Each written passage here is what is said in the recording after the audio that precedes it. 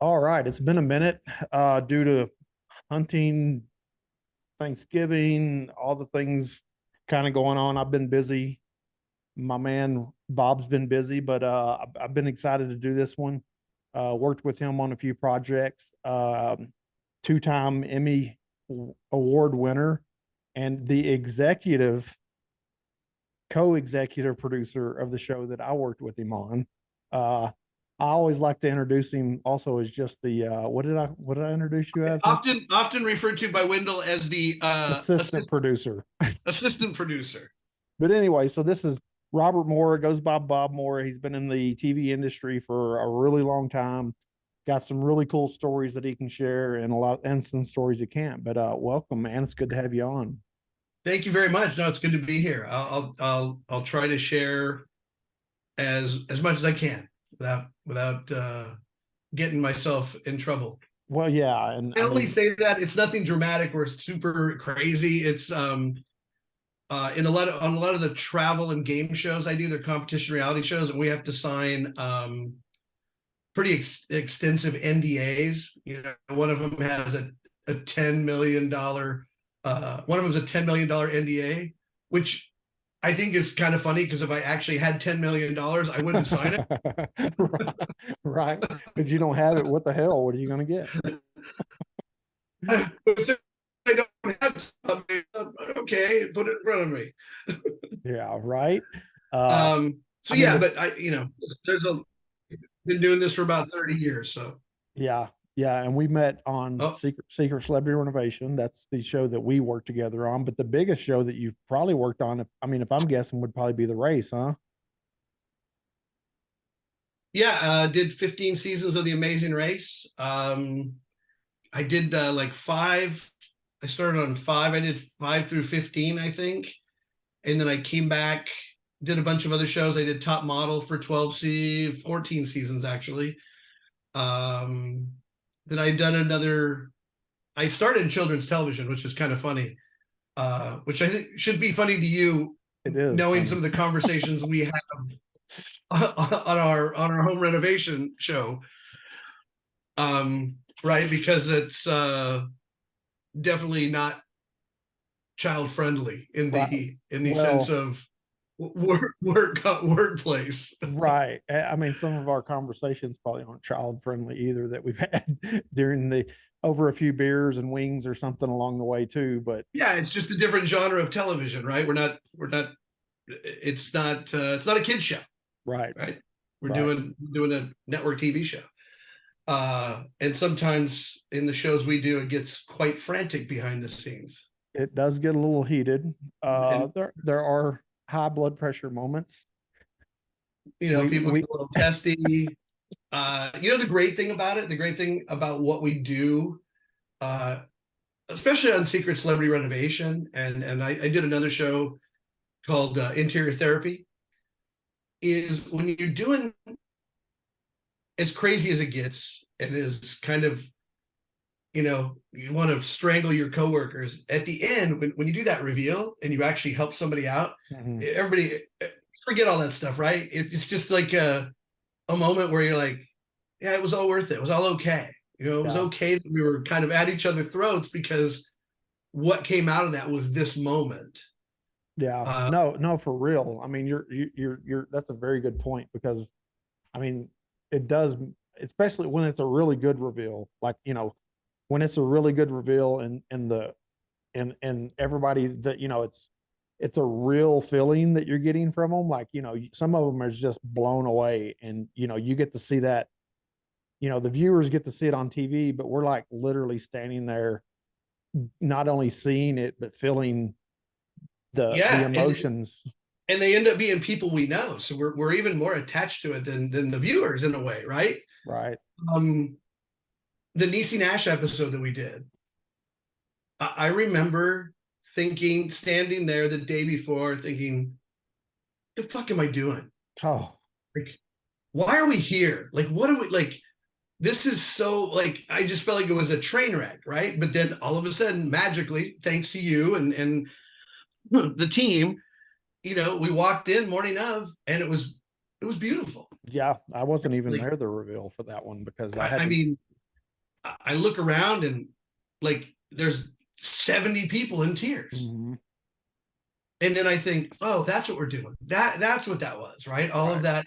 We were all at each other's throats because we really cared so much, not Right. because we didn't like someone or we did, we all really wanted it to be as good as it can be. And sometimes, as you know, you make sacrifices and sometimes you know that it could be better, right? Like we all Right. know maybe it could have been better, but then they walk in and see the what we've done and how we've transformed their space and even their relationships, right? Right. And you just step back and go, oh, okay, all right, well, I guess I'll do it again. Yeah. Yeah. Oh, I mean, you definitely hit the nail on the head there because it's, and I think too, like to touch on, talking about the animosity and just getting it done. I think it's too because each person cares about their particular role in it too. Like, you and Brady as the producers and, you know, me and Jen as the build producer, Jim, the design producer, like everybody cares about their associated role so much that sometimes feet get stepped on or toes get stepped on, I guess is a better term for that. And Yeah, you just feel like if something doesn't go exactly right, you want to like it isn't your fault, but you take it as your fault. yeah, exactly. You know, I mean, especially in like my position, because we, we hire local contractors, which to do the builds. We don't have a lot of time to vet the local contractors. Technically the work that the local contractors does isn't my responsibility or my doing. It's my responsibility, but it's not my doing. But I take it personal when it's not what I want. yeah. No, and it's So, hard, right? Because we come in and we expect something that that they might have not done or might have not done what we thought. mhm. Um, what's always amazing is, and we're all guilty, not you, but the rest of us are guilty. We always come in and say things to you like, well, I thought this was going to be over here, or I Right. thought this was, and then you have to explain to us, no, the plans are like this. No, I don't, there's occasionally that. It's probably It more, happens, right? that's probably more, I would say that's probably more of a Rob more than Well, Rob and yeah, Sabrina probably hits it more than anybody else. yeah. But occasionally, I mean, I will say though, through this was our second season to work together, and it did definitely got better. Like especially like between me, you, and Brady. Like though there was an understanding. Like I seen Brady change a lot. Like he just kind of I felt that he really started trusting me as we got like midway through the season. Yeah, sure. And same with you. Like I said, me and you had definitely heated, and but could always sit down and have a beer, have a wings, or whatever was going on. But I always describe what we do as, did you ever see that cartoon when you were a kid? It was the sheepdog mhm. and the coyote, Yeah, and they check in the morning, then they fight all day, and then they check out and be like, "Oh, hey, Ralph, see you tomorrow." yeah, And then walk back to like kind of walking back to the car together. That's what it is, right? It's just I learned. It's one of the things actually I learned on The Amazing Race is the race is a show that you sometimes have to work and trust people that you might not otherwise be friends with. Let's say that. right. Um, I remember the first season I did it. There was this person. They were just on my nerves from the minute I walked in the office. Right, like there's an old saying that that's why it's called show business, not show friends. Hmm. Um, and there was this guy who was he just annoyed me. Right, not his fault, just who he was. We were like this the whole time, and I was thinking, fuck, I got to work with this guy for the next 4 months, and he's in my first episode. And then on the race, it's such a crazy, frenetic, like show with so many moving parts, and like they land and they run through and they sleep and they go, and you got to clean up the shit and be in another country. You have to trust those people, even if Hmm. you don't like them. And I learned that like I remember after my first episode, I was going back to my room and I'm like, you know what, that guy's not that bad. And you know why? Because he did his fucking job and he helped me look good. Right. Um, and I always, from that point on, he and I are actually friends now. We're good friends. At one point, we were business partners. Um, and I always try to keep that in mind, like when we were working, like whatever we say on set, whatever happens in that moment when we're trying to get shit done and we're making a TV show, at the end of the day, do we get it done? Yep. Well, you know what? If nobody gave a shit, then we wouldn't have those arguments. We'd be like, okay, Yeah. don't put that wall up. Who cares if there's a sink in there? Doesn't matter. Let's go. Right. No, yeah, that's all. I mean, very true. Like, and the end product does, always turn out really good. And then sometimes the ones that you don't think are going to be, I mean, you hit Niecy. Like, I didn't expect Niecy's to be personally that great of a reveal, but after as we got to the end and I really seen how many different, first of all, we were very aggressive on that one. I think that was Yeah. probably the most rooms that we've ever done. And we had a contractor. I'm not going to say Yeah. he wasn't the best contractor we worked with, but did they pull it off in the end and get it done? They did, but it was just getting them to the finish line was pretty tough. But it ended up being one of my favorite. Yes. Because it impacted a lot of people. Yeah, when I went back and I saw all those kids, like kids were crying. Mm-hmm. Kids were crying. Our designer was crying. Like it was cool. It was cool. It was we had a few of them that were really good, but that one, going through it again wasn't my favorite. It wasn't my favorite episode to make. Mm-hmm. But that finale was really fantastic, and I think everybody should be proud of it. Yeah, that was definitely same. I have to agree. It was not one of my favorite to make, but it was one of the favorite endings to one of them. With that said, what's been your favorite one to date, like that you've been on, as far as the secret celebrity? Secret celebrity, it's kind of it's a toss up for me between Nicole Scherzinger episode and Beth Bears. Okay. I think I think it's too bad because I think the night that Nicole's aired, we were up against like football or something, so I don't think it did well. But it was a really good episode, and they're really, her family was really amazing. I consider them friends. Like when I go back to Hawaii, I drive by and say hey to them. Like they're just good people, right? Sometimes you get the sense that you're doing something good for good people. Mm-hmm. And Nicole ended up being really sweet. Like, yeah, it was hard to get her to that point because she was so busy, and it was hard to, get her there to do it. But once she was there, she was awesome. And then, I just like Beth was all in. Yeah. She was all in, and she was funny, and she was serious, but not too serious. And her recipients, Lauren, I believe was her name, like they were so grateful, right? They were so grateful. And it was one of my favorite transformations of the space too. Yeah. Because that kitchen they had before was, I don't even like, horrible. Yeah. And what we ended up doing with it was amazing. Like it was I was a kitchen that should be in a magazine, really. Yeah.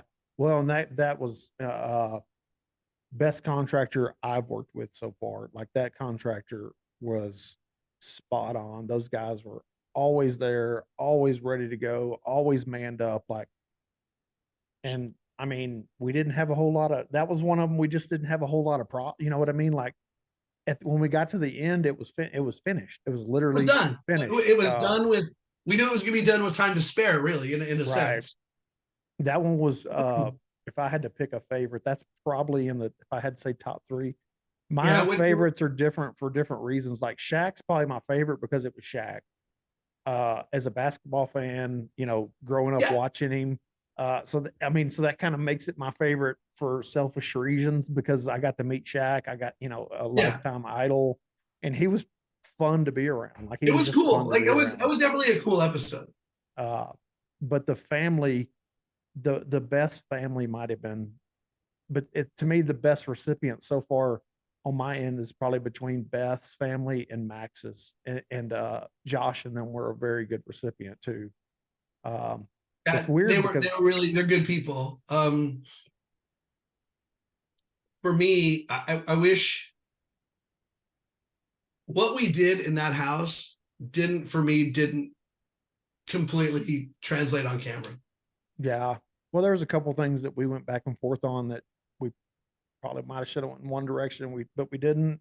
It was And great. I just feel like it was like we did better than we actually could see. yeah, I think that was a difficult house to film too, just because it was a smaller house, old mountain house. So it was a hard one to actually capture the images and make them look as good as they look in person. Yeah, yeah. Like the kitchen came out really great, but the way it was, you walked in the door and you're on Yeah. top of the counters, and then the dining room's over here. It was just hard to shoot. Yeah. Well, and what most people don't realize is when he's talking about hard to shoot. So, when you're watching this and we're in this little kitchen, you have three camera guys in there, two big cameras, and then the Ronins usually running through there. So when you're trying to shoot these rooms, and that was something that I learned as we went, and I felt like I got a little better to help you guys like pick angles for the construct, what's going to work best for the construction and stuff. Uh, but it got way better with me, you and Brady of collaborating on what we could do in what rooms because without giving away too much of how the show works, it's a difficult process to get those beats of Rob and Sabrina doing the work that they're doing and stuff like that. It's not the easiest task. Yeah, and and getting the celebrity up to speed on doing work, right? Mhm. As we show on the in the episodes, they don't always know what they're doing, and we help them and we encourage them to do as much work as they can. Right. And some are good at it, and some aren't. Yeah. Some are like instinctively just kind of snap to it. Then some, I mean, you can just tell they've never probably touched a tool in their life. What But was your what was I'm sorry, you should be asking the questions, but I think the hardest episode for all of us was Candy Burris. oh yeah, I mean, it was so.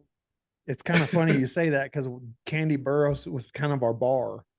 Like when we would compare, that would be because there was a little bit of time where we were comparing the Yeah, Nisi episode harder with the than Candy. We're Candy. like, was it worse than Candy or better?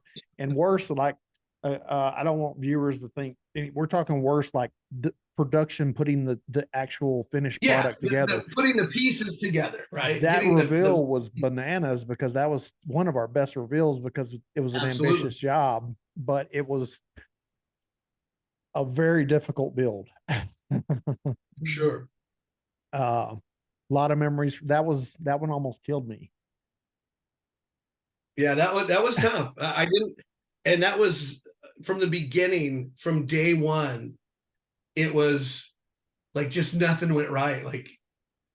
Yeah, Not like nothing went right. Like everything that could go wrong kind of went wrong.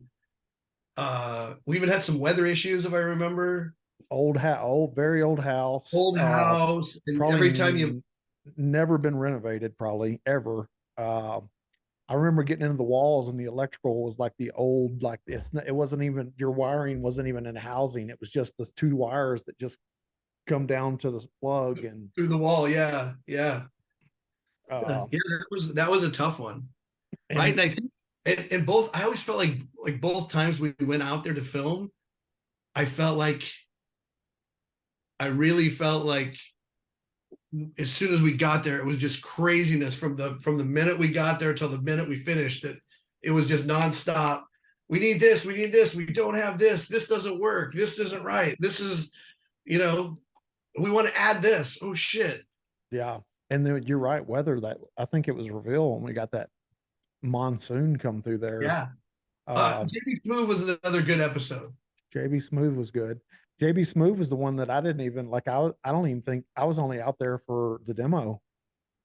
I wasn't You there weren't there for, for the reveal? well, no, because I chose to go, which probably it worked out to our advantage. I chose to go to Nisi Yeah, yeah, that was and that make was sure that we stayed, because that would have been bad, I think, if I would have went to.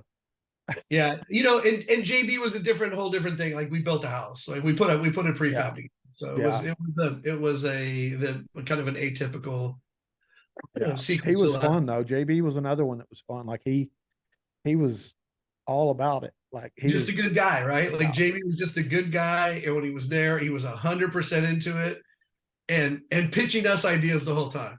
yeah. A funny thing about JB is, when usually whenever we post the pictures, when we're actually, get to meet them and we're doing all the stuff, out of all the people that I posted, I had a couple of buddies that reached out and they're like, "You got to meet JB Smoove?"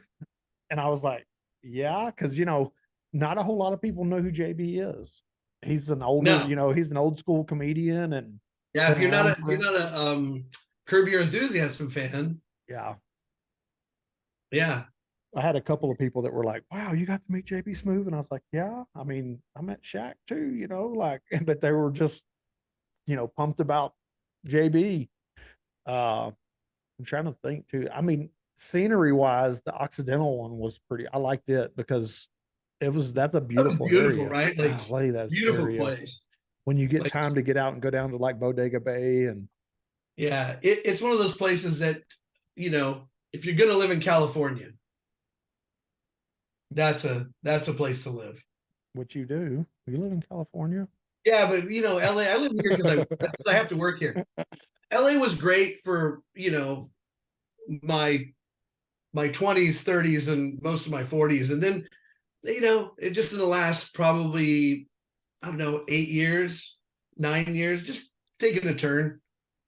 Yeah, And I live in a good area. Like I live right by the beach. I can walk to the beach right now. I could take 7 minutes to walk down there. Um, and it's always been protected from kind of what is LA, not anymore. Not anymore. We have crime now. We have just dumb shit happening all the time. Chasing unhoused or homeless people, whatever they call them, off of my porch. You oh, know, so just unfortunate. well, But I seen a deal where didn't they have like, was it China that was coming into San Francisco to meet with, I don't know if it's Biden or somebody from the administration, Gavin Newsom, they broomed and they everybody out. cleaned everybody out. Like, I mean, wow. I was like, why couldn't you do this anytime sooner? You did it, so they did it quickly too. It's like over a weekend. Yeah, well, I that's think how I think that's one how of them made communism works. a I think one of them made a comment when they were asked about it, like if you could do it that quickly. They're like, well, when you have people come to your house, you clean up. It's like, Yeah, but why yeah, wouldn't you clean okay. up all the time? Why don't we clean up after ourselves? Because we But have to live here, right? right. But I think you're hoping eventually Hawaii is the Hawaii, landing we're point. working on it. That's our out. My wife grew up there. I got a 2-year-old now, so I'd love to get out there and move there as I ease into my retirement and get right with God and You're not live with you're not my. you're not going to retire. You're going to, um, you know what? Maybe not retire, but maybe work a little less. Not have to take every job and just go there and pick and right, choose what you want to do. That's the goal. right. So Yeah. let's jump over to the race for a minute, just because I want to, coolest place and experience that you've had with the race, like, because I mean, obviously you were everywhere, but and then Wow. you may have a few of them to go through, but It's a hard question, right? Because there are so many great places. Like, um, to me, every time I go to India, it's just mind blowing to me, right? mhm, It is. I always describe it as, you go to your room, right? You're in your hotel room. It's nice and peaceful, and then you open the door, and it's like you get just punched in the face by all of your senses, right? Like the smells of the food, the spices, it's loud, it's noisy. You're in the middle of a city and a monkey will steal your lunch. Like it's crazy. And at the same time, like I go back and I look at my pictures and they're beautiful.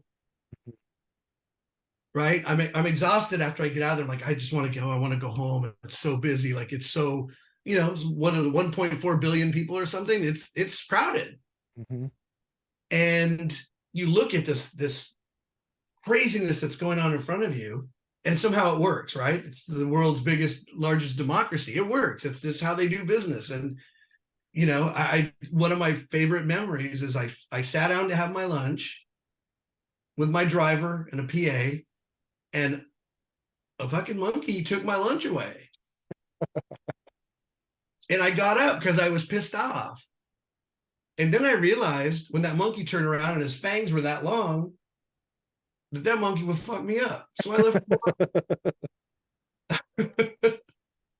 Everybody's like, "Oh, don't do that." And I was like, "Oh yeah, okay. I shouldn't do that." Yeah.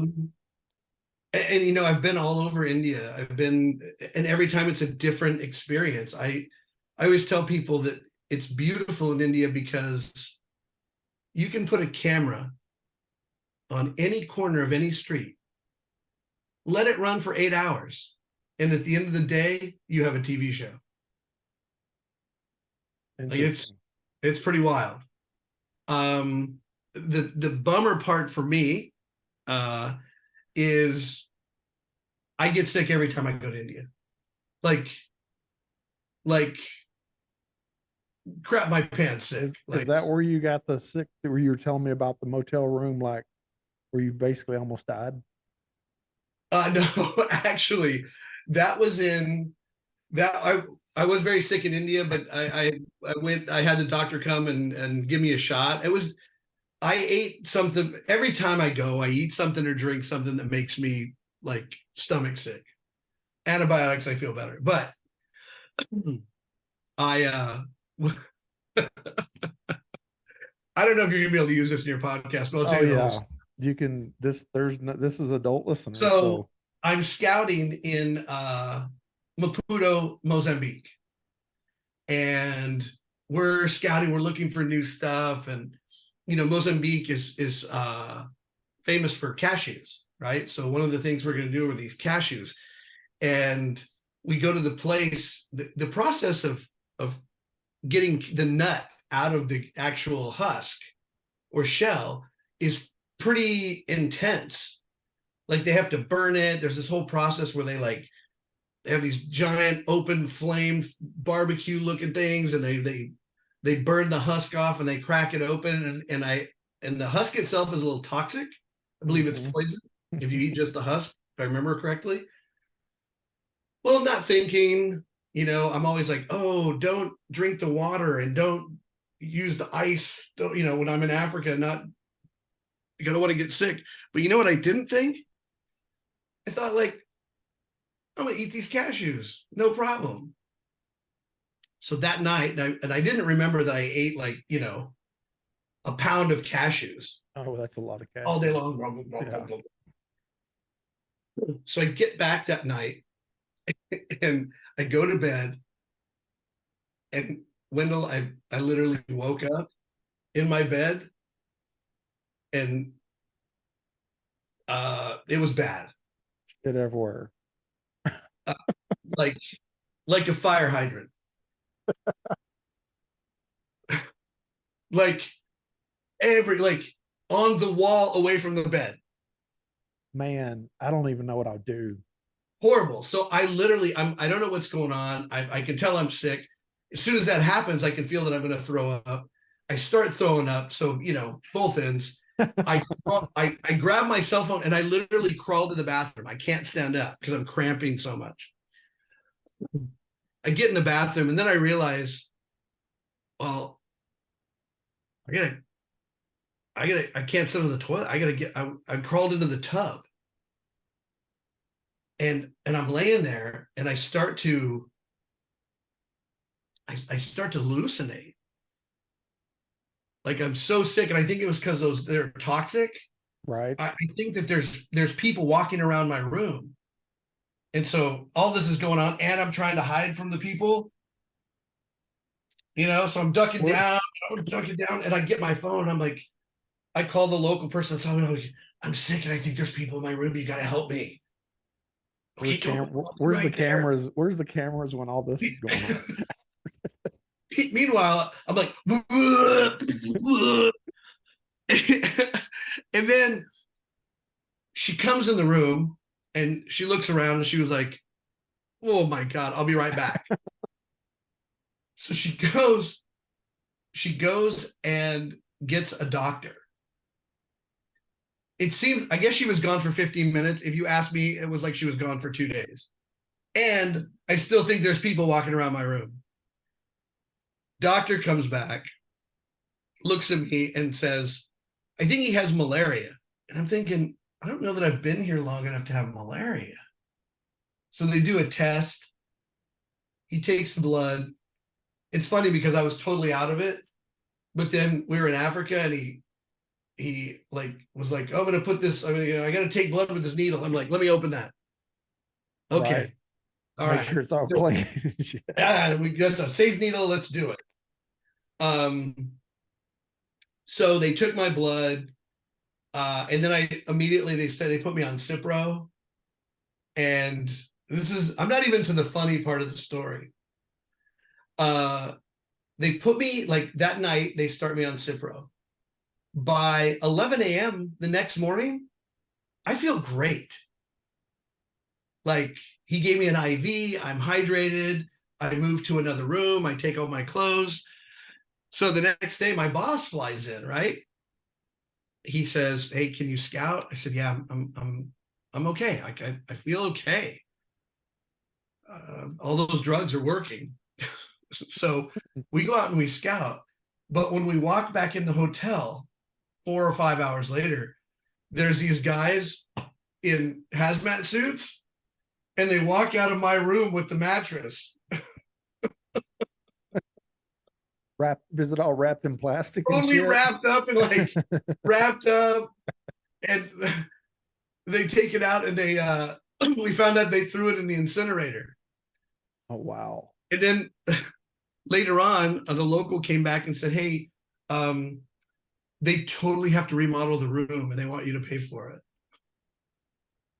And I said, "What do you mean?" And they're like, "The walls and everything." What ended up happening with that? Did the show pay for it, or You know what? I was so embarrassed at the time. I was like, whatever it costs, I'll pay for it. It wasn't that expensive. It was a couple $100. wow. But that was probably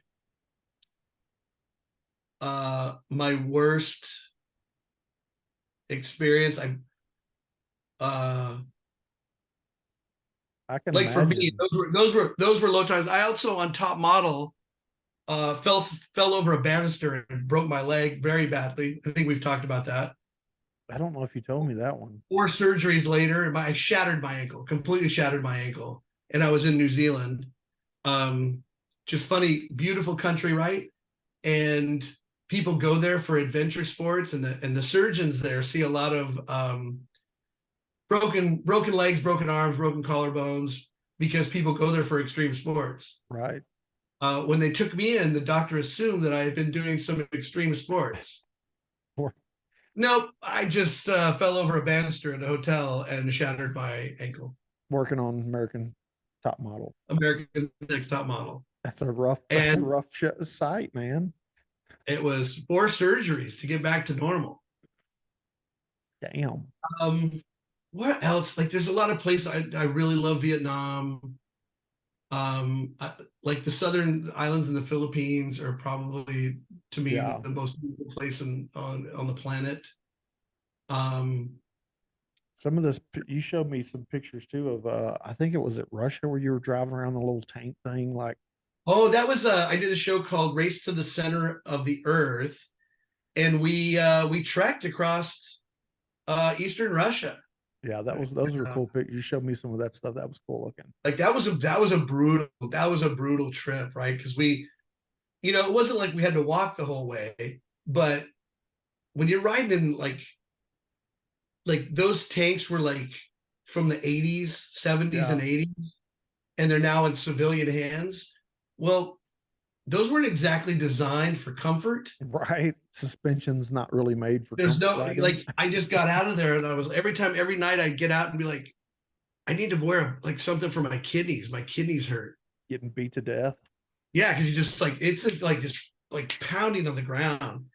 And that was wild because I remember there's not too many places left in the world where you can be at a high point and look around and not see, first of all, power lines and power poles.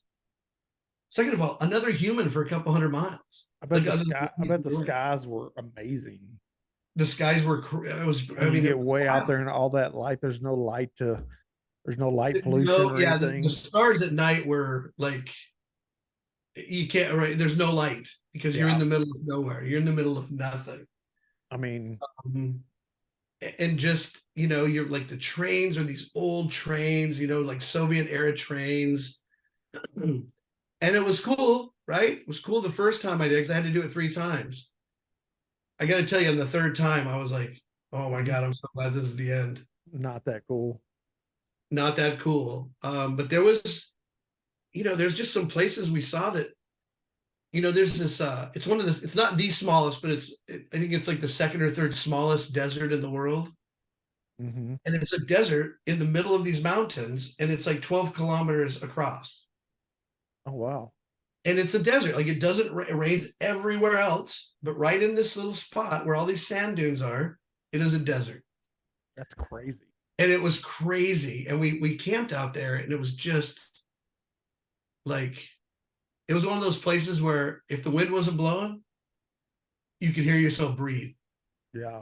It was kind of creepy too, right? You're Yeah. just out there in the middle of nowhere. Well, when you get in those sand dunes too, it's very like I don't personally know, but I have some friends that served in the military and they would do their little 30-day hops and they go to like White Sands, New Mexico, Mhm. and they would have to stay out there, doing training drills and stuff for like 30 days at a time. And they said that at night it would be so dark because there's no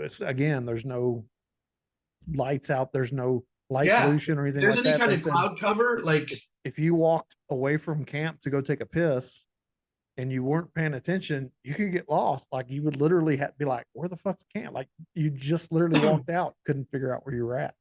so well, here's here's one of the crazier stories from that trip. Um, because in a lot of the places we were, the roads change every year because the weather is so extreme that bridges collapse, trees fall in the middle of winter, mudslides. Like it's just vast territory that sometimes it's not managed, right? It's Right. so just it's wilderness. Well, you're getting raw mother nature out there. Like Yeah, there's it's nothing. raw mother nature. So what happens is every kind of 300-400 kilometers, you have to hire a different driver because the next driver is the guy who knows the way for that Section. like that section because the GPS doesn't work. And Right. if you don't know, you're just going to be lost in the middle of nothing. Right. So every, couple 100 miles, new driver. So went through the first two passes with the driver. On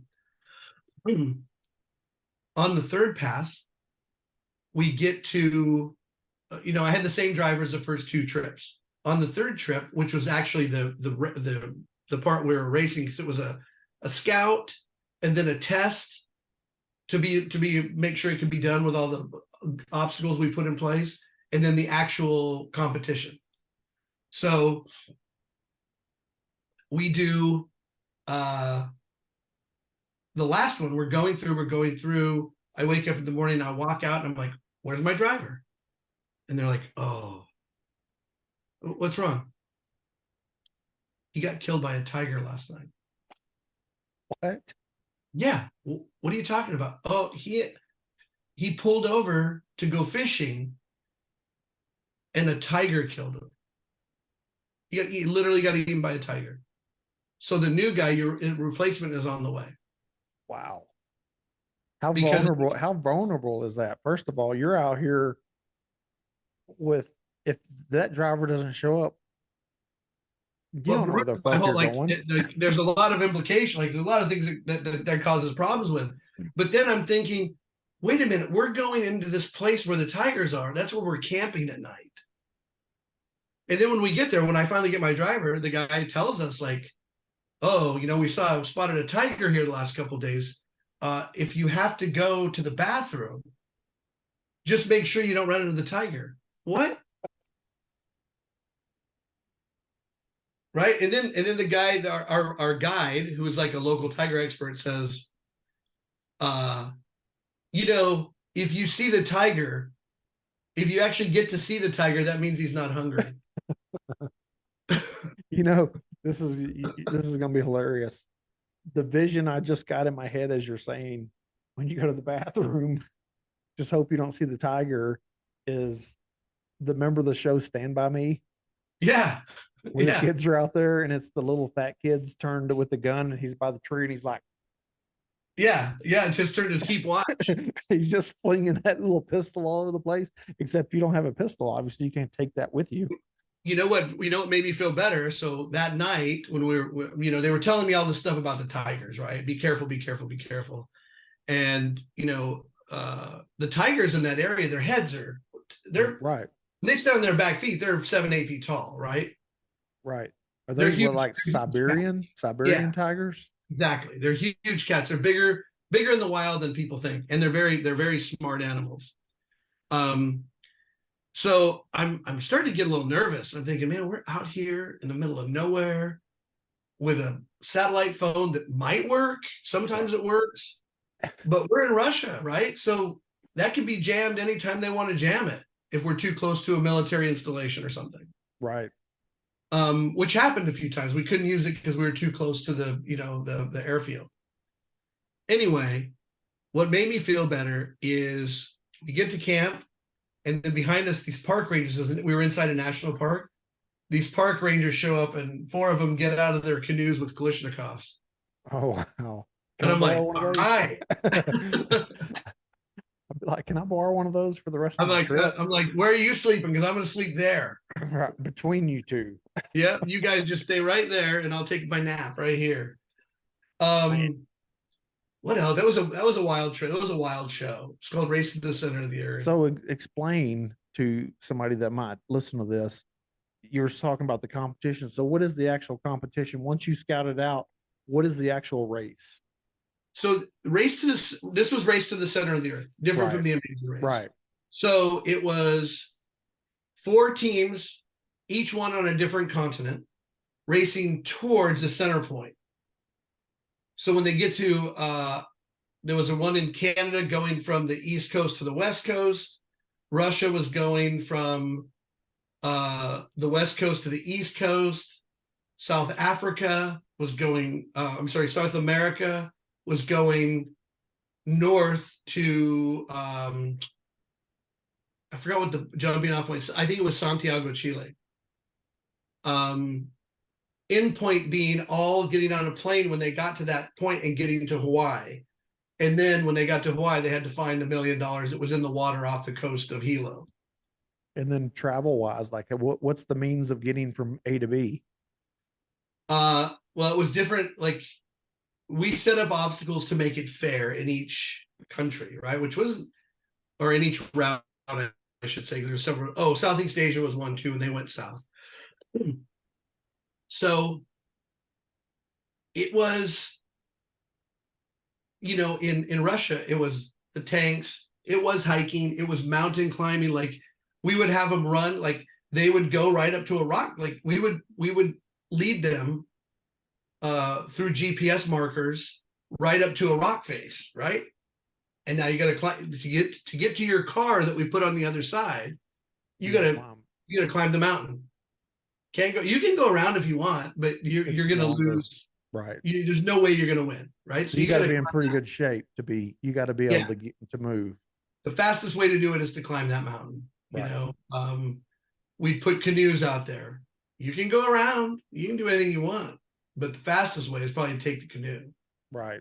Um, those were the kinds of things that we had for them. We put them in some, unique vehicles whenever we can. One of the things we did in Russia is when they got to that desert, before they got to the desert, they met up with this guy who was a guide, probably would have guided them better than us. But in order for them to get through, all he required of them was to help him take his reindeer through the forest, which was wild because, you can get through as fast as you want, but you got to lead a reindeer. Right. Really beautiful show. It didn't do that well. It's too bad because it was a really beautiful show. It was shot really well. The DP and the camera did a really amazing job. And for me, just an incredible, once in a lifetime. At the time, I didn't know that I could probably never go back to Russia. Like, I can probably, as an American, never go back to Russia now, given the current time in my life. Right. Well, too, yeah. I mean, I can't imagine the experience. Especially I'm an outdoors guy anyway. I mean, that I'm a avid hunter, fisher. Like I can only imagine the experiences of the process. Like I know you say the third time you were like, all right, I'm ready. But I mean, the first and second, I just can't imagine the things you see and you witness and. And we did see a tiger, right? We did see a tiger. Luckily he wasn't, and he wasn't was hungry. at a distance and there was a group of us and he wasn't really interested. Well, yeah, if you seen him, he said he wasn't hungry. If you see him, they're not hungry. Not hungry, right? He was just sitting up there on the hill and they spotted him. And the local guy was like, oh, here we go. Yeah. I mean, I can relate because here, Colorado, we do have mountain lions. We have mountain lion and bear. And my buddies, like from Texas back to Texas, they'll be like, "You're not worried about?" I was like, "Oh, the bears don't really worry me. It's the mountain lions that they kind of freak me out." And they're like, "They're sneaky. They're right? like, they're so small." And I was like, "Yeah, but you're never going to see them. Like, there's no telling how many times I've been watched by a mountain lion while I'm out, hunting, hiking through the mountains with my bow. Like, there's no telling how many times there's been one just sitting there watching. Like, do I want to try to eat this fool? Like." They're they're little serial killers is what they are. Tigers apparently love to eat dogs. So the hunters that come across from China, the Chinese will cross the border to hunt the tigers, which is illegal, but they do it. They'll put dogs out chained to trees to try to attract the tigers. Well, there was a tiger that was wounded by a guy the season before, like the winter before. He was wounded by this guy. The next season, the guy went back to the same shack, the same little hunting shack, and he put the dog out. Well, the tiger didn't attack until the guy walked out. He ate the guy, then the dog. Right. Well, yeah, he remembered. So, he killed the guy. He remembered. He killed the guy knowing what the guy's plan was, right? Seems like it. He waited, pounced on the guy, and then ate the dog completely. Yeah. I mean, I wouldn't want to fuck with a tiger. That's just me. Like, no, they're big. What else? I mean, where's some other crazy, trying to think. Oh, my very first race, my first day on my first race. I'm the new guy, right? On the Amazing Race, I'm the new guy. I'm all excited. I got my brand new backpack and my shoes, and like everything's clean. There's not I'm definitely the rookie, right? You can tell by looking at me, I'm the freshman producer. So we scout this. I think it's called Vantajokul, which is the largest glacier in Europe. We're in Iceland. And we scout it, and the producer whose episode it was like, look, you're going to be up here tomorrow. We're going to bring you back up tomorrow. You guys set up the tents today. We'll pick you up later today, and then we'll bring you back tomorrow. But get everything set up, and then you'll spend the night down there, and we'll bring you back. I'm like, okay. And I have some pictures of it.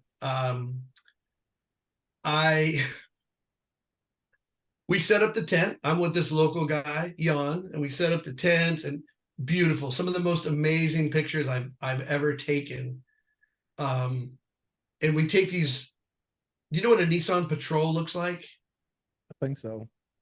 Like, it looks like a Forerunner on steroids, right? But it's got like these 42-inch tires on it.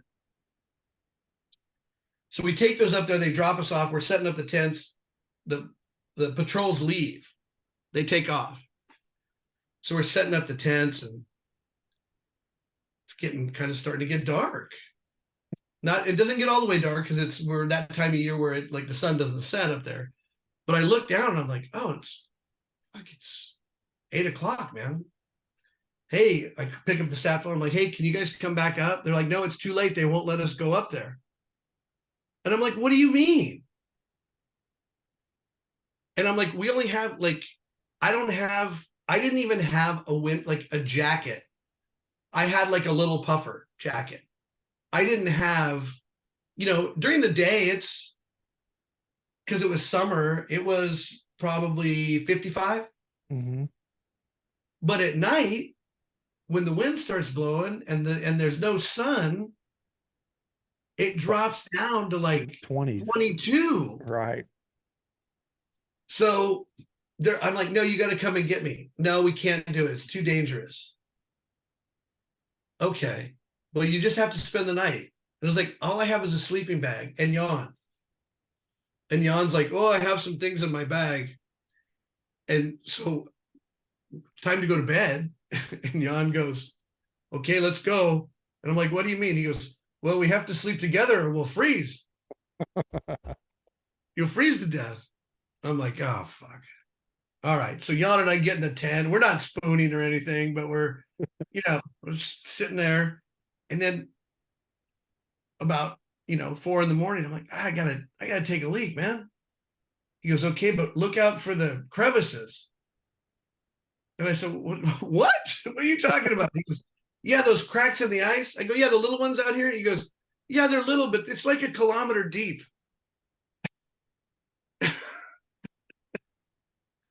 I didn't. I took a pee right like 3 feet from the tent. That was. I don't blame you. Crawled back in. The problem is next day we were filming, so they didn't come up and get me till the morning. But what had happened is, in my getting ready for bed the night before, my socks got wet, and so the next overnight, my Frozen. I got frostbite on my toe. I got frostbite on my big. You can hit my toe with a sledgehammer to this day. You won't feel it. I won't even flinch. I'll be like, looks like my toe's broken. So that was like my first race experience where I was not purposely, and it wasn't unsafe. It wasn't like I was going to die or anything. They're great. I don't want to give any impression that I was mistreated at all. I was not. But it was just how it worked out. And I stayed up there, and that was my introduction to the race. And it was, in a way, it was great. About 2 years later, there was a volcanic eruption right there. And that piece of ice that I slept on no longer exists. It's a crater for a volcano. Wow. And I'm assuming Phil's been there since day one, like as the host, right? Yeah. Phil has been the guy since season 1. So what was it like getting to work with, we did the Antigua with getting to see Phil again? What was great is, Phil and I always had a very professional relationship on race where all of our conversations were only at work, right? Yeah. Because on race, there was no time to hang out afterwards and shoot the shit, right? Just couldn't do it. But when we did Secret Celebrity, I actually get to sit down with Phil. Right. When we were done every night and talk and actually get to know him much better. And because of the story we were telling, I got to know his life better. Right. Well, with that said, too, we talked about favorites. Like, he's got to be up there, too, because he didn't want to be isolated. He wanted to be with everybody else. Like, we had dinners. He was at the dinners. Like, he hung out. He was always. Yeah. As far as like people that became like, I kind of consider that one kind of off the mat. Like I knew Phil before. I have a Right. prior relationship with him. I wasn't surprised that he was a good guy. I knew he was a Right. good guy. I knew we got along. Um, we kind of grew our friendship more, but Right. you know, and that reveal was a little bit different too, right? We were doing a hospice. It was a different vibe. Right. Those others I mentioned are still my favorite. And look, Phil's my friend. That's a whole different episode. Right. Right. Right. I was just impressed that he was a he just kind of a cool guy to just sit around and hang out. Like he was willing to hang out with everybody. Yeah, he loves to share, right? He loves to share. He loves to He's a wealth uh of knowledge too. Like he's soaked wealth of up so knowledge. much stuff over the years. You know, he is and not pretentious at all, and very collaborative, right? Like Yeah. Phil's also a very established producer. He's been producing shows since he was in his teens. Right. So, you know, he was a bit of an asset for production too, Yeah. right? He was a guy who was bouncing ideas off us, trying to make it better. You know, between he and Bob and Brady and you and like, by the way, there's another Bob Horowitz is who I'm talking about. Right. Right. Right. It was Right. a very collaborative, um, creative process on that one. Right. That was the coolest one culture wise, like just getting to go to Antigua and see the culture. Like that's an interesting place too. I would Yeah, definitely vacation there. it was super cool. I really enjoyed it. Yeah, I Uh, would go back, right? I've kind of been all over the Caribbean, and there's some places I would not go back to, but I would 100% go back to. If somebody said, "Hey, we're going to Antigua," I'd be like, "What time do we leave?" yeah. Yeah. Especially to get to, we get to get out and see some things. We have little time. Like you guys Yeah, probably get a little bit more than me because y'all have to actually go scout some of yeah, some of yeah. the I mean, local stuff anyway for the show. Uh, but I got to get out a little bit there, not as much as I'd like. But you also have to have a driver. Like you can't just literally get out and go do it. right. Because I think that was under British rule still, right? So they're like cars are on the wrong side of the road, steering wheels Yeah, on the wrong they're side. right hand drive, right? Right, right. But Um, cool history and culture there. Like, the whole, I didn't know shit about cricket, but the whole cricket thing and just, yeah, uh, it was a pretty cool experience. yeah, super cool. And you know, Phil was very connected, and it was. I think that was actually. I think that episode was probably special for the cast too, right? I felt like Nichelle really loved doing that episode. Yeah. I never asked her, but it was, you know, it's pretty touching when we went to that school and all those little girls were around her and you know they were singing and playing. It was nice. It was Yeah. nice. You know? And you know I we mean, only have even for Rob, like he got to go play cricket with, some legends in Robbie cricket. Like, Robertson yeah, or I mean, Bobby Robertson or something. I forget his name. it's But like, a legend. yeah, you don't get to do that every day. Like, Yeah. I No, mean, Rob had a blast. he gets to do a lot of cool stuff already. I mean, obviously he's everywhere, but he got to do things there that he'll probably never, that's a once in a lifetime experience. Yeah. Um, yeah, what else? Other race stuff, race places. Brady worked on the race too, right? Brady did season 1 and 2 of the race, I think. Uh, I mean, I've been in car accidents on the race. I've seen some, like, I've seen just, I'm trying to think of, like, I really love Italy too. You know, I've done a lot of shows in Italy, and it's a place that, you know, so much history and just, I can eat anywhere, like Right. there. I And just feel like you're not gonna blow the room I've been up. lucky to say, I can say truly that I've never had a bad meal in Italy. I'm Yeah. sure they exist. I've just been lucky enough to be around people that are produced like local producers there. They're Right. like, you have to go to this place. Yeah. Um, During our process of this shoot, my wife actually went to Paris for a deal for a while, and she came back just raving over the food and the and you're atmosphere. going to Paris. You're going to Paris next year. She said she's like, you probably might not like it as much because there's just so many people. She's like, especially in Paris, like she's like it's so crowded. Like just people everywhere. I'm You not a know, big crowd guy. another, and then you would hate this, but another one of my favorite places is Mexico City. Okay.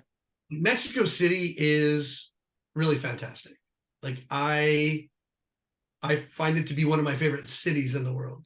You might not want to go now, but Mexico, you, I'd still go to Mexico you City, might man. get cartel might You know what? behead you. Mexico City is so big.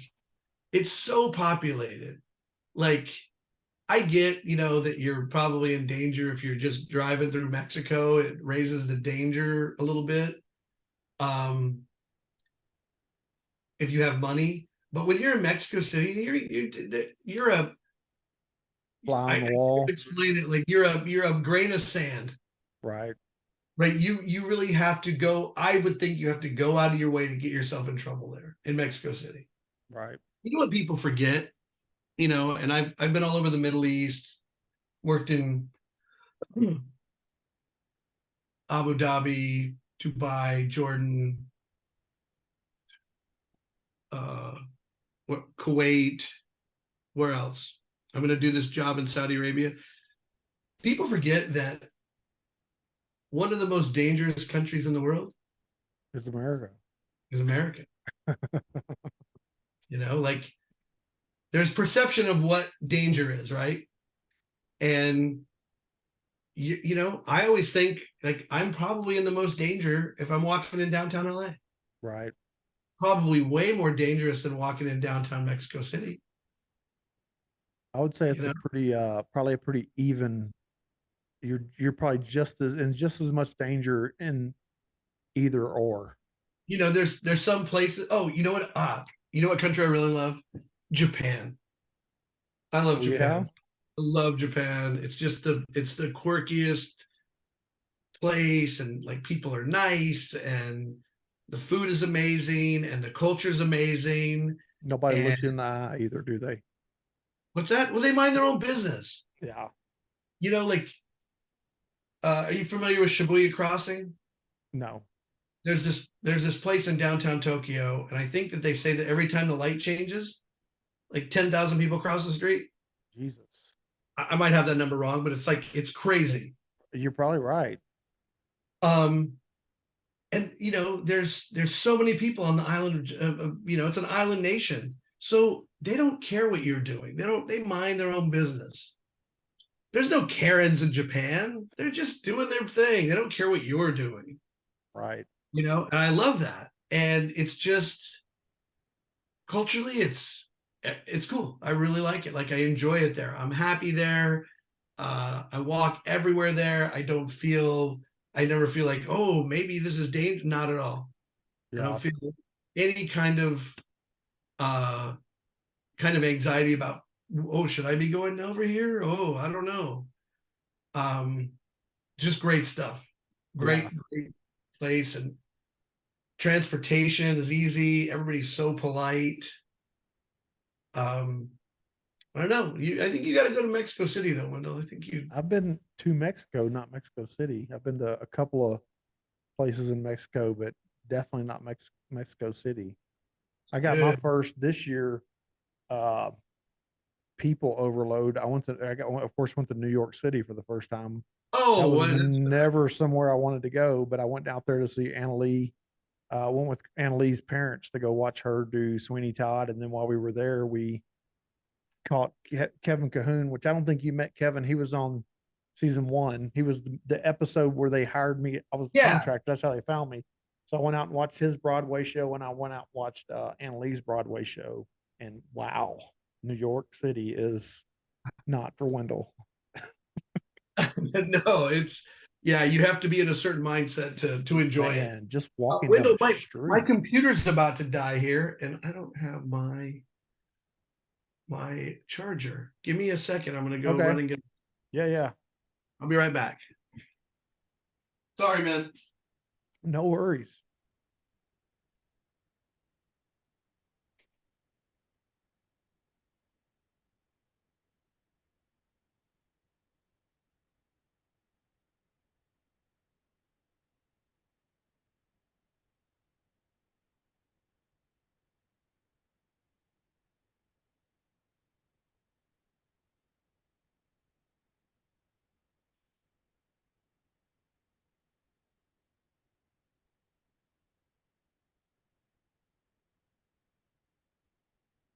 Mr. Wendell, Yes, sir. I'm back. I'm so sorry about that, man. I didn't even notice. No worries, man. We've had usually I've had a couple of people on. It's beer like beer breaks. They got to go get a beer and they come back. So Um, what else? I just, race stuff, culturally, culture stuff. Argentina's a cool country too. Love yeah, Argentina, Chile. Um, I think my list of New Zealand's on my list. I'm for some reason I'd love to go to Australia, like and do some stuff and check out Australia. if you go to New Zealand, call Phil, man. He will hook you up. So when I broke my leg, I was on top model, but I had come off of race. When I broke my leg, they had me when they took me out of surgery, they put me in this unit because they didn't have any rooms. So they put me in this area with all the head traumas. And there was a guy who was coming out of a surgery who was just like for 6 hours just yelling, screaming. He had a head trauma, so Right. he's having issues. And I have my leg, the painkiller was wearing off, and the nurse came in and she was like, "Oh, you were working on a television show?" I said, "Yeah." She goes, "Oh, a friend of mine is in television.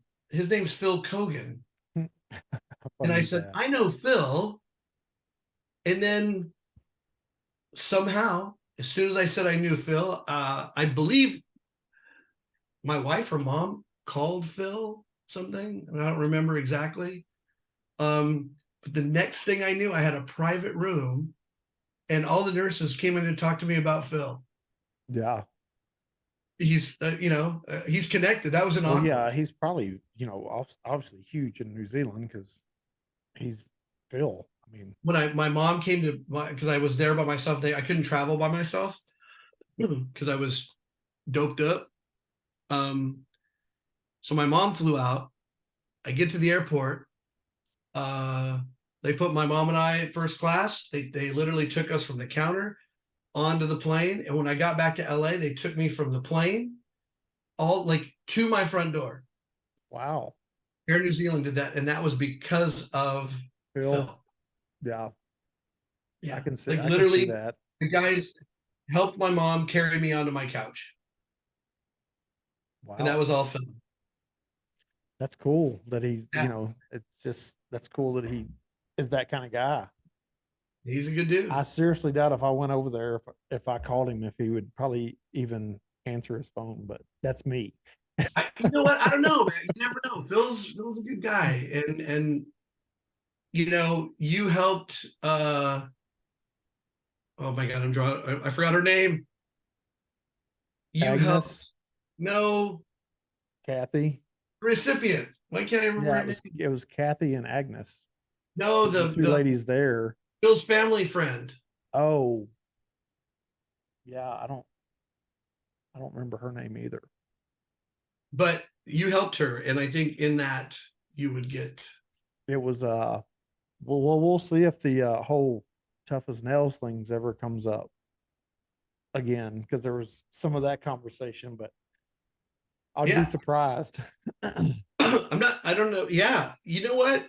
You should you should reach out. Do you have his I info? do. I do. He gave me his number while we were there. I got to tell you, I don't think he would have done that if he didn't expect you to call. Yeah. I mean, I did reach out to him afterwards because there was a whole like mix up with well, you remember the bat, the autograph bat Yeah, that I right. ended up getting, like Edward ended up getting me the autograph from Sir Richard Charles or the the guy that was knighted by the Like the guy Queen. that wasn't there. Yeah. You're right. So I didn't know that.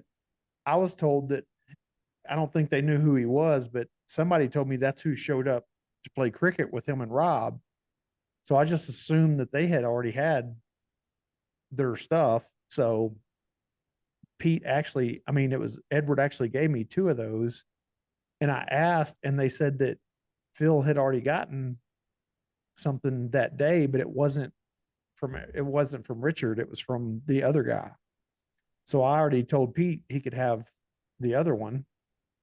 And then I guess Phil had heard about it, and I think he was just digging at me, but he was like, "Yeah, you got childhood, my childhood heroes otter," and I was like, "Dude, I'll give you. You can have mine." And he was like, "No, no, that's." And I even texted him afterwards. I was like, "Dude, if you send me your address, I'll send this thing to you because I know what it means to you." And he was like, "No, no, no. I was just messing with you. Like, don't worry about it." Una, Una. right? Was that her name? Una? It was, I think, was Una the daughter though? No, she was the recipient. I think you're right. I think it was Una.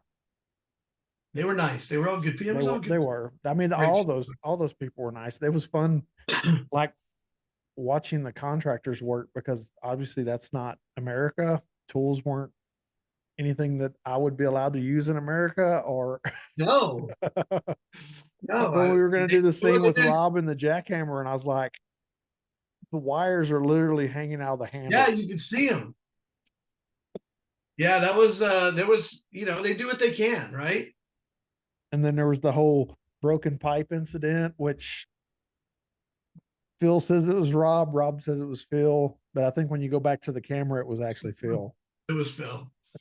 We had it. It was Phil. Oh man. That was good. That was good times. Except for trying to figure out where to turn that damn water off Yeah. because they don't Yeah. have shut offs like we do. And is did you how was DeMar Hamlin for you? DeMar Hamlin. How was that one? Pittsburgh. Uh the first visit or the reveal? I mean, that was a good reveal too. I mean, that's a huge reveal for one, but DeMar was great. Like I really enjoyed them. Family. I thought he came off really well. He did in the beginning, but then when it came to actually time to do the process beats and I'm trying to explain to him like how to use the nail gun and how to do this, and the whole time I'm talking to him, he's just looking at his phone. Like, and then I'd be like, "Did you get that?" And yep. I think we should not talk about that. Oh, I mean, it's your show. I'm just there's a whole three people that'll probably listen to this. So, and I doubt if he's one.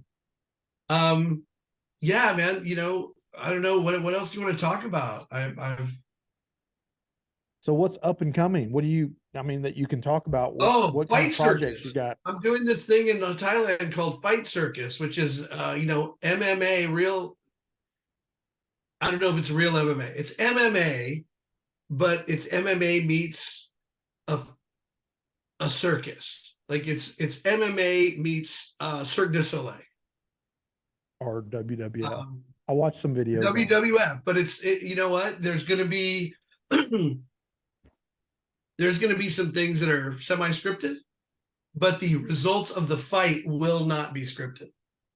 So what's the odds of this? What's is this happening or still in the works? I Or mean, we talked. They're texting right now as we speak about how we're going to shoot this thing. They do it already. It's already online, but it's done in a very local way. But they have, when they stream it, they get, 60,000 people watch it. I actually looked up. There's the Facebook. They have a Facebook page and some others. It's very interesting. I mean, I can see how it'd be entertaining. Like some of the fights are just. We are trying to kind of narrow, like if you watch it right now, it's like watching a fever dream, right? It's like, Yeah. It's all over the place. We're trying to shape it into a TV show and an event, right? So you could go see it at a resort, like go to Vegas and go to Fight Club, a Fight Circus.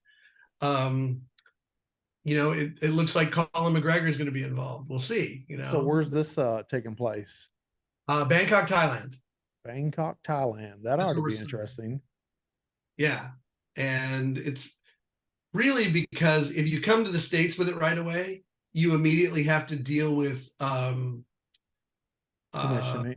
fight commissions. Fight commissions. And in New Jersey and Nevada, they're tough, right? That takes years to get that stuff lined up. Yeah. We're gonna do it there first, figure it out, learn what we need to learn, and then come and do it here. You might look into some areas like Denver. Denver might be an area you could look into because because the Bare Knuckle Fighting Association does a lot of fighting in Denver. Yeah, I think the guy that hosts this thing, John Nutt, used Uh-huh. to do bare knuckle fights. Yeah, well, I mean that happens in Denver, so I'm guessing the fight sanctions are a little easier maybe in Denver. I think you Uh, should come out. I think you and I should tag team. It will be you and I against let's see. Let's do you and I against Mike Tyson and Sean Astin from I don't know if not. I don't know. To be perfectly honest, I don't know if Tyson needs a partner for that. I think he would probably be just fine on his own. Oh, wait a minute. Because I mean, you may be tougher than me, but I don't see me taking No, I don't want to get hit by Tyson. more than a. I mean, if he hits, I'm probably sleeping. He's If he hits me in the shoulder, I'm probably sleeping. come on, he's a 57-year-old man. I'm 50. I'm only 7 years behind him. Have you seen that dude train these days? Yeah, he's pretty crazy for a 57-year-old. Yeah, he'd still take my head off. Yeah, no, I wouldn't want to get hit by him. That sounds like a pretty fun deal. And we're gonna do like grudge matches because we want to get other celebrities out there that want to do it. You're gonna get Elon and Yeah, stuff like that. Mark- Stuff like that. You know, Justin an- Bieber and someone else. that's Like, an interesting deal because that kind of went away.